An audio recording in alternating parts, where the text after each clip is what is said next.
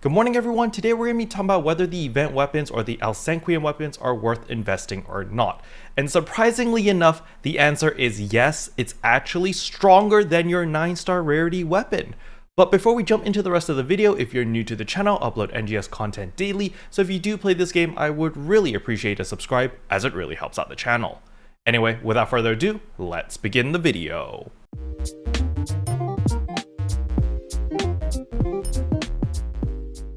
So the very first thing I want to go over is I currently already have a 9-star rarity weapon that is relatively specced out. You know, it's got an XD capsule, it has LZ capsule, it has a stat 4. And I compared this with my event weapon over here, which is also maxed out, by the way. This part is actually incredibly important. You need to get the weapon to actually enhancement level 65 or above. I recommend just getting it to 70 because you gain a lot of attack stat from it.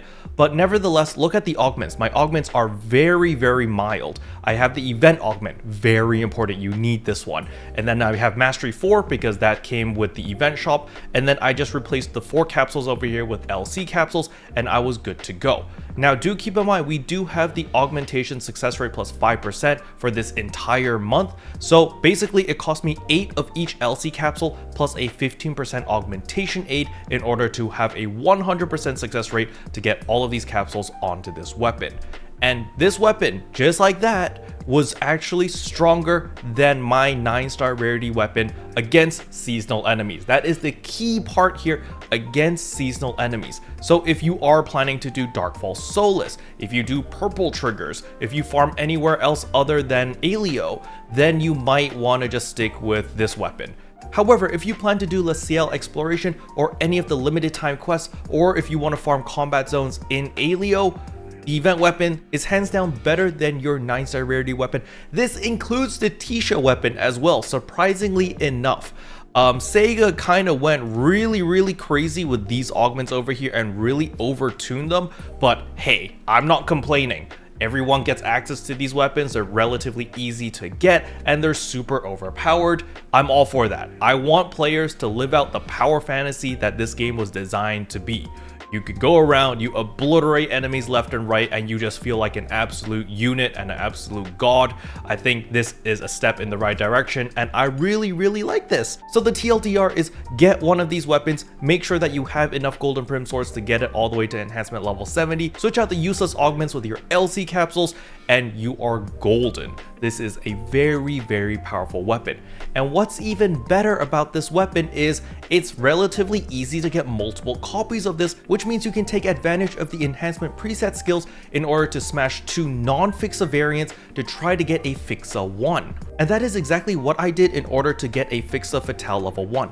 I actually smashed like 30 weapons before into this one, and I finally got a Fixa, but it was a Fixa Attack 1, but I don't want Fixa Attack 1, I want Fixa Fatale. So I just did it again, and after like another 20 weapons, I finally got the Fixa Fatale 1, and I'm actually going to transfer this Fixa Fatale 1 onto this fully upgraded weapon over here, so that my final weapon is going to have a Fixa. So in order to do that, all we need to do is go to transfer preset skills right here. We select our final weapon, or the completed weapon, so that is this one. As you can see, it's plus 70, and then we want to put Fixa Fatale 1 onto it. Say yes, Fixa Fatale 1. Now it will consume 40 photon chunks as well as 40 monotite, but it's not a big deal. It's a 100% success rate, 0 gambling involved here, and boom, done. Look at that, Fixa Fatale 1 has been transferred. You see my endgame weapon here now has Fixa Fatale 1, which gives me another 5% crit rate.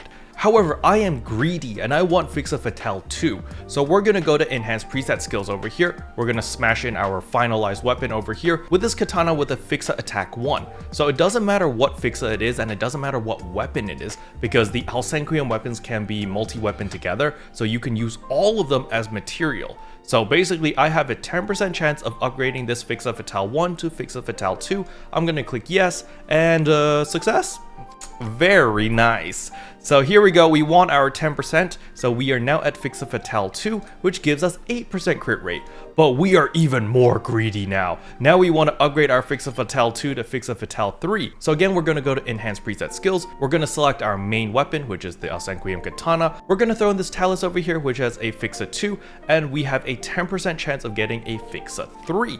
And we're going to click yes, and boom, success. Oh, of course it fails. So unfortunately, it did not upgrade to Fixa Fatale 3. However, again, you're gonna get a ton of these event weapons. You can simply smash them all together to get a bunch of Fixa 1s. You take all your Fixa 1s, smash them all together, hope that you get a Fixa 2, and eventually once you have a bunch of Fixa 2s, smash them all together and try to get a Fixa Fatale 3. So it's incredibly easy to get a high Fixa for these weapons simply because the limited time quest drops a metric butt ton of these, and if you just farm in the combat zones, you also get a ton of them. But it doesn't end there, because this weapon has a level requirement of level 40. This weapon is absolutely crazy if you want to use it to level up your other classes, because the level requirement is only level 40, and as I said earlier, it is more powerful than my 9-star rarity weapon against seasonal enemies. That's the huge quotations, against seasonal enemies. But it just so happens that all of the content that I've been doing has been seasonal enemies. LaCL Exploration, LTQ, as well as combat zones in Alio. All seasonal enemies. So I use this weapon, I absolutely obliterate everything, and you're living the good life. You're eating really well for this month. Because remember, the seasonal event only lasts for the entirety of this month. So you really want to take advantage of this to use these event weapons to farm for all of the materials you need for your armors. Because remember, when we're farming in LaCL Exploration to get all of those LC capsules, you're also going to be getting a bunch of growth mint, but you're not going to be using your growth mint on your new 9-star rarity weapon, simply because your seasonal weapon is so overpowered and it's stronger than this weapon right now, especially where all the mobs in LaCL Exploration are seasonal mobs. So we're going to scroll all the way down here and you are going to pick up Octo Armors. But no, we're not going to be picking up the normal Octo Armor. That is for peasants. We are going for the good Octo Armor, the Fixa Guard level 1 variant. This one's going to cost you 300 growth mint. However, if everyone in the run is using seasonal weapons, you guys will tear through LaCL Exploration like it's a joke. Literally, it's an absolute joke if everyone is using seasonal weapons at enhancement level 70. You just blow everything up. You have almost 40% damage resistance, so literally nothing can one-shot you unless you have like 500 HP or something, but you're going to be really strong, and basically you're going to be living the good life. All right, so you're going to be farming the living daylights out of LaCL Exploration, getting all those LC capsules, getting all that growth mint. You're going to exchange it for your Octo Armors, and you're going to be upgrading your Octo Armors. You're going to be putting your LC capsules all into your Octo Armors, pimping it out, getting it really good, because remember, you only need to put 8 of each LC capsule to get a 100% success rate, as long as you have a 15% booster. And for those who are wondering where you get a 15% booster as a free-to-play, you go to the special scratch over here, go to the prize list, you scroll to the very bottom, there is a 2.7% chance of getting an augment success rate plus 15%. Now I know some of you guys are rolling your eyes and going, Kero, that's like nothing, but it's still better than a 20% booster. A 20% booster has a 1% drop rate.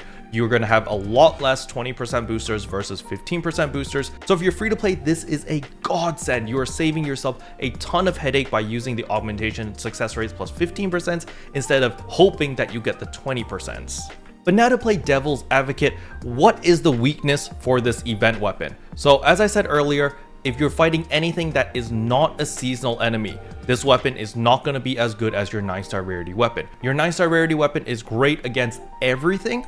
However, this weapon is just so much better against seasonal enemies specifically. So for example, when an urgent quest comes up, the Battle of Halfia Lake where you have to fight Dark Falls, unfortunately, Dark Falls is not a seasonal enemy. None of the urgent quest enemies are seasonal enemies. So when you come in here with your seasonal weapon, you are gonna be really weak. You're gonna be hitting like a wet noodle, and it's gonna really suck. And people might get mad at you if they try to inspect you. So that is one of the weaknesses of these event weapons, because it just doesn't work very well against anything that is not a seasonal enemy. So at the end of the day, it boils down to what type of content you're doing and how much time are you spending in this game. If you're going to be farming a lot this month, 100% go with the seasonal weapon. You will not regret it. I know it's going to be a pain in the butt to get it all the way to enhancement level 70, but trust me, it's 100% worth it if you're going to be farming a ton this month, because you need your LC capsules, your growth mint, your new armors, all of that stuff.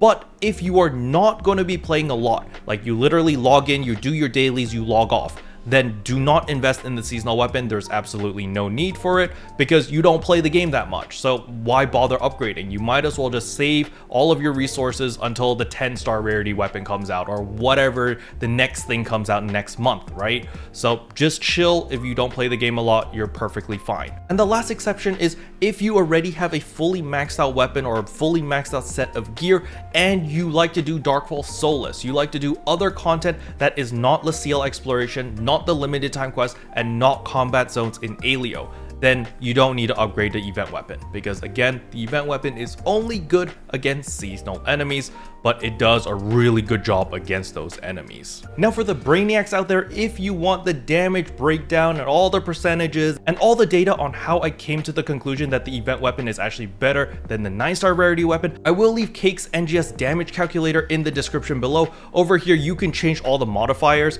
so you can actually come over here and you can plug in all the different augments that you have, and you can see the damage comparisons with all of the different weapons available. So this is a very, very powerful tool. But as you can see right here, you know, Alcinq weapons at level 70 against seasonal enemies, you know, even without a Fixa, 14% damage increase. And if we look over here, I had Fixa Fatale level 2, so mine's actually 18% damage increase, very, very powerful, but again, only against seasonal enemies, all right? That's very important. Against non-seasonal enemies, well, we hit like a wet noodle. So as I just said earlier, I will leave the entire spreadsheet in the description below if you do want to do the math yourself and see all of the nitty-gritty. Special thanks to all the members for supporting the channel. It really means a lot to me.